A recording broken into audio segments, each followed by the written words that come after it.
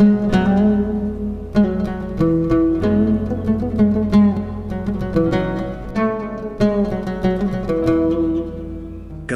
Santri Thariqah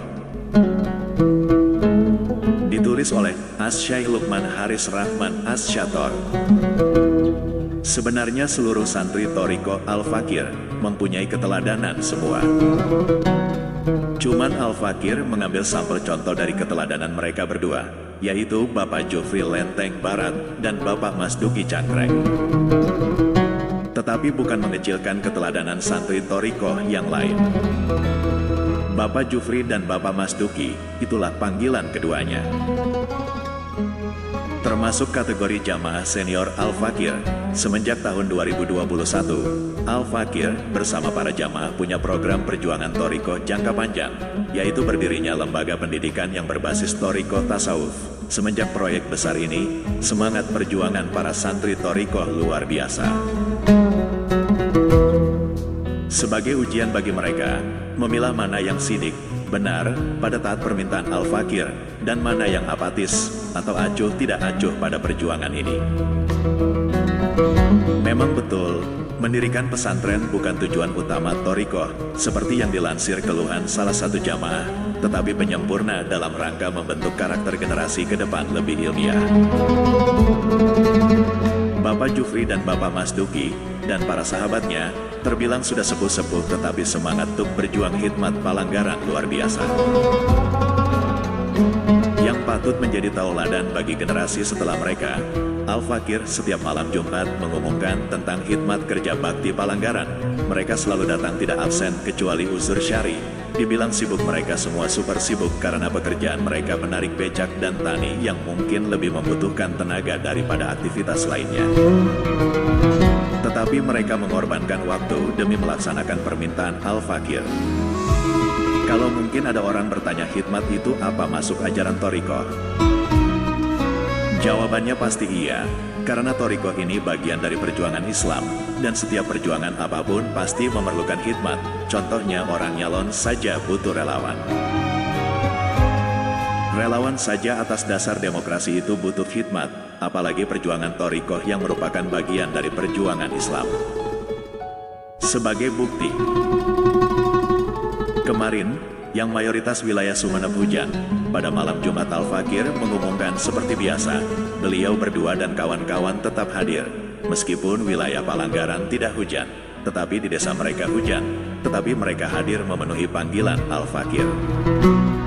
Ini merupakan lambang dari ketundukan, ketawaduan, dan semangat mereka. Dengan mata kepala, Al-Fakir menyaksikan beliau berdua dan sahabat-sahabat yang lain seperti Yoga, Zaid, Mualim, Sukri, Marsuki, dan lainnya, yang namanya tidak disebut satu persatu, bersemangat untuk berkhidmat. Dalam hati, Al-Fakir seraya memanjatkan doa, semoga Allah Subhanahu wa Ta'ala senantiasa memberikan kepada mereka derajat yang luhur, keistiqomahan, ketakwaan, hati yang bersih, kehidupan yang barokah, dan yang terpenting dari itu semua ridha Allah Subhanahu wa Ta'ala dan syafaat baginda Rasulullah Shallallahu Alaihi Wasallam. Ya Allah, aku ridha pada mereka, maka ridhoilah mereka. Amin. Inilah sekelumit kisah santri dan sahabat Al-Fakir, diantaranya Bapak Jufri dan Bapak Masduki, sebagai uswah bagi kita semua dan generasi-generasi berikutnya. Semoga kita semua masuk golongan yang diridai oleh Allah Subhanahu wa Ta'ala dan Rasulullah Shallallahu Alaihi Wasallam. Tulisan ini bukan berarti Al-Fakir mengecilkan perjuangan santri dan sahabat Thariqah yang lain, tetapi hanya sebagai sampel dari sekawanan emas logam mulia. Untuk menginspirasi para jamaah lainnya, mari kita simak wawancara eksklusif bersama Bapak Jufri Yadi dari Lenteng Barat. Dalam wawancara ini, kita akan menggali lebih dalam tentang motivasi beliau dalam mengabdikan diri untuk pembangunan pondok pesantren Darussalikin. Bismillahirrahmanirrahim. Awal saya cinta pada Thariqah berawal pada tahun 1990. Waktu itu saya ada di Pondok Pesantren Andokoya bercapis-capis pada Kiai Subuddin, ingin bagaimana caranya sholat bisa khusyuk. Kata beliau, kalau mau khusyuk dalam sholat harus mencari guru mursyid dalam artian thariqah. Saya pada waktu itu bilang bahwa saya nggak punya uang untuk cari guru mursyid kalau sampai ke tanah Jawa. Ya, kata beliau, ya saya doakan moga-moga sampean bisa ketemu mursyid di Madura. Dan alhamdulillah pada tahun 2012, ya penantian yang lama, saya baru ketemu dengan mursyid. Dalam penantian yang begitu lama baru tahu bahwa ada mursyid yang bisa membimbing untuk sholat bisa khusyuk. Pada waktu itulah saya bersama teman-teman, khususnya Pak Miskala dan Kak Osnan, yang ngajak saya untuk bergabung ke thariqah ini. Dan alhamdulillah banyak pendidikan ilmu-ilmu yang tidak didapat di pondok pesantren, artinya dalam ilmu tasawuf. Bertemu dengan mursyid yang begitu gimana ya, dalam mendidik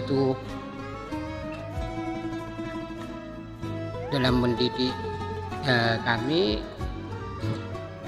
sangat bijak lah begitu, sehingga dalam artian itu istilah maturana itu ceopin, sehingga kami bersama teman-teman merasa kerasan dalam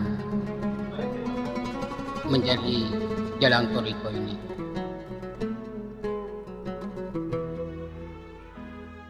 Dan pengalaman kami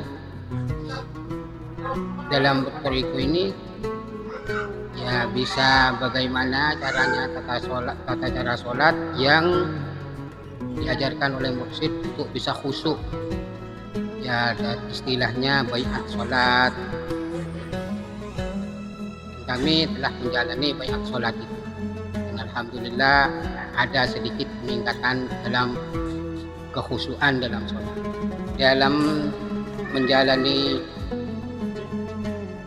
menjalani ini, saya kalau sebelum saya masuk thariqah, kalau saya sakit, itu ibadah itu saya tinggalkan, sholat, puasa. Kalau bulan puasa sakit ya gak puasa, tidak sholat. Tapi setelah saya masuk dunia thariqah, ditekankan oleh mursyid untuk tetap beribadah sekaligus menambah wiridan yang ada. Biasanya zikir la ilaha illallah itu 165, disuruh oleh mursyid sampai mencapai 500 atau sampai lebih, sampai 1000. Nah itu. Jadi bagi saya sangat bermanfaat sekali, walaupun sakit tetap beribadah. Kalau pengalaman batin saya dalam mengikuti thariqah ini yang sangat terasa adalah bisa berzikir atau menambah wiridan